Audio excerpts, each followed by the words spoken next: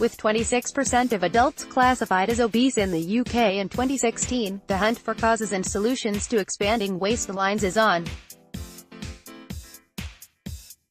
While public health messages have focused largely on the food we eat, some scientists suspect there is another factor at play: substances being dubbed as obesogens, found in our packaging, household goods and furnishings that might affect our hormones and the buildup of fat in the body. However, experts are skeptical, particularly in the light of one report this week.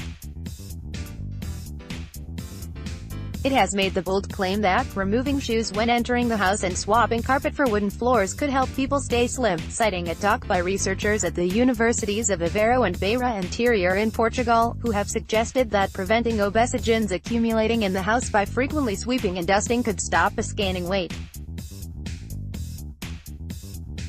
As Professor Russell Viner, president of the Royal College of Pediatrics and Child Health, says, for some medical reasons, such as protection against allergies, yes, it's advised to keep a dust-free home, and so, too, is removing shoes to avoid bringing in dirt from outside, but these things will not make you a healthy weight. Only a balanced diet and regular exercise will do that.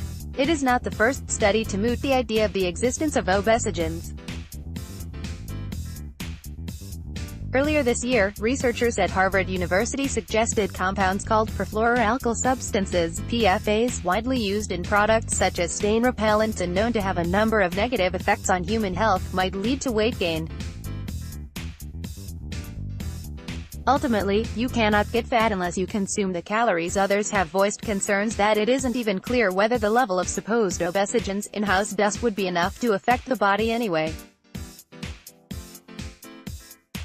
I think this is one of the cases where the researchers' statement that further studies are needed is particularly important, says Kevin McConway, emeritus professor of applied statistics at the Open University, who points out that while some of these chemicals have been shown to enter our diet, it's not yet clear if they contribute to obesity in humans and to what degree, even if effects are found in some animals. Professor Richard Sharp, a scientist at the Centre for Reproductive Biology at the Queen's Medical Research Institute in Edinburgh, has previously looked into the issue. While it's not possible to dismiss the hypothesis that certain environmental chemicals to which we are exposed could perturb or reset body regulatory systems so as to predispose to obesity, I remain unconvinced that obesogens are likely to be important players in the obesity epidemic, he says. One reason, according to Sharp, is that fast food and packaged foods, which are high in fat, also increase exposure to many of the chemicals suggested to be obesogens. But, he adds, other factors are more likely to be behind the rise in obesity.